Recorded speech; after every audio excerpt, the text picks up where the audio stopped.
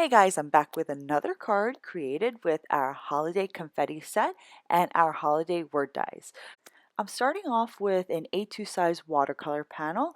I had, I think, a 9 by 12 paper watercolor pad and I just cut it down to size. So I place it into my Misty and I'm stamping the two opposite edges with the confetti stamp from our holiday confetti set, and then I'm just going to spoon on some gold glitter embossing powder. But before I stamped the panel, I prepped it with some anti-static powder tool, and this is just going to help you avoid getting any powders where you don't want it to.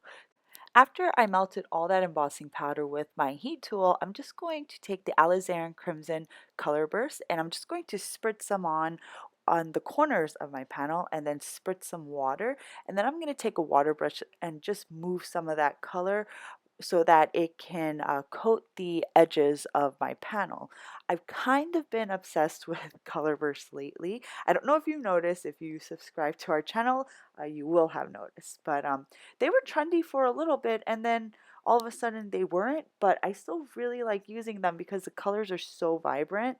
And I'm not being paid or anything to say that I just really like this product. So I'm just going to add some more color bursts where I want the color to be a little bit more deeper, but I still want that gradient wash effect. So I'm just going to help get that effect with my water brush. After I finish with the color burst, I only use the one color for this card. I'm going to set this aside to dry, and then I'm going to start prepping for the sentiment, which I'm going to use our holiday word dies.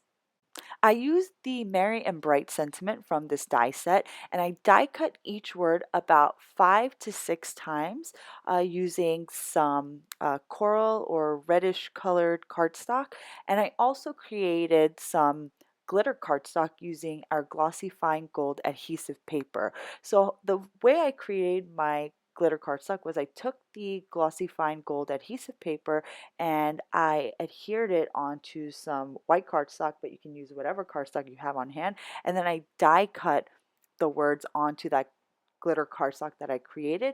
And then I just adhered that glitter portion onto the layered words that you see me create right here. I'm adhering several layers of the word die cuts because I want to create a dimensional sentiment, and this is a really great way to create an embellishment with your word dies. I really like how that gold looks against that coral or red layered cardstock that you see under the gold. They just look really fabulous together.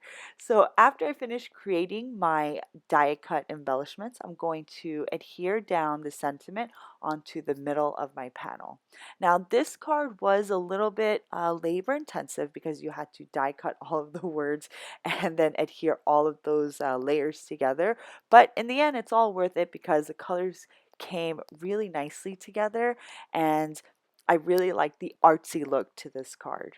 Once I glued those sentiments down, I just adhered the entire watercolor panel on a top folding A2 size card base. You want to make sure you use a heavier cardstock because the watercolor panel did warp just a tiny bit because we used water on the panel.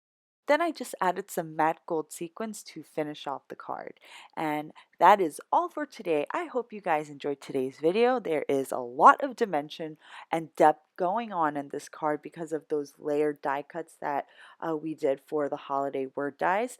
The word dies come with a Merry Christmas sentiment as well, and you can use either sentiment because they are fairly large, so they work on this size card panel. So thanks for watching, guys, and I will see you next time.